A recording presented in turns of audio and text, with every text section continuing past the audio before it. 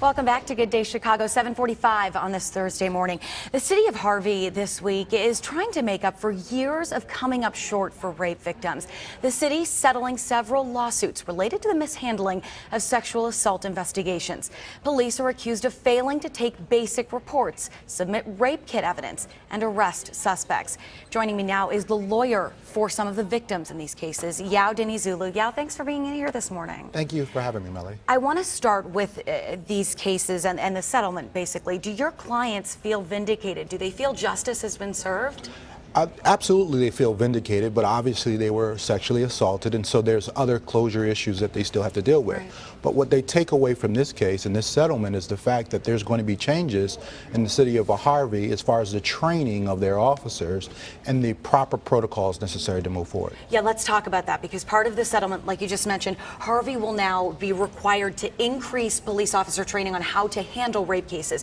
So is that enough in your eyes? Well, it's a major start. As far as, because when you look at these cases across the country, what you see is that the number one problem is the lack of training, the lack of understanding, the lack of understanding of how to approach the rape victims, how to assess the crime scenes, what witnesses they should be evaluating, and understanding that there's this myth that sexual assault victims lie more so than other victims. And so there's a bias that's in the culture in how we look at rape victims.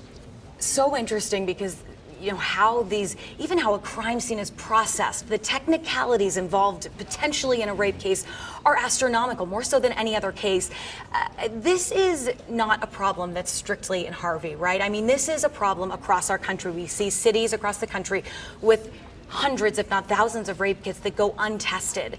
What is the problem institutionally? What needs to change? Well, it's that bias. We had a defendant expert witness in this case identify that there is a pervasive culture in law enforcement that under-recognizes these sexual assault claims. And so if what do you mean by under-recognizes these claims? Well, because they don't have any training whatsoever in many cases, they're not properly interviewing all of the witnesses. So for example, people are not testing these rape kits, and it's not just to corroborate whether or not there was assault there, but to corroborate the testimony of the witness. So for example, if the witness said, well, he bit me on my neck, if you're taking DNA evidence from there, it can corroborate one person's story versus the other. So officers haven't been trained on how that testing, how that evaluation is supporting one way or the other one of the people's stories. So you think this goes back to training on all levels across the country?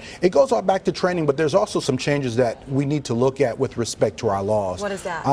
Well, number one, if you look at when you have these victims, the defendants, when they're charged with something, they have certain rights. The victims are not giving rights to an interest in their property, and that property would be the rape kits, right? And so that to ensure that officers across the country are valuing these rape kits and what needs to be done with them, and if not, allowing the victims to have some control over these rape kits and push them forward. And without some type of evidentiary component to those rape kits, then they're not able to push that forward. Yeah, thank you so much for coming in today. So interesting, and something that is often under-discussed because it is such a taboo topic. So thank you for coming in. We appreciate it. Thank you, Melody. All right, time is now 7:48. Let's head over to Mark Strahl right now. He's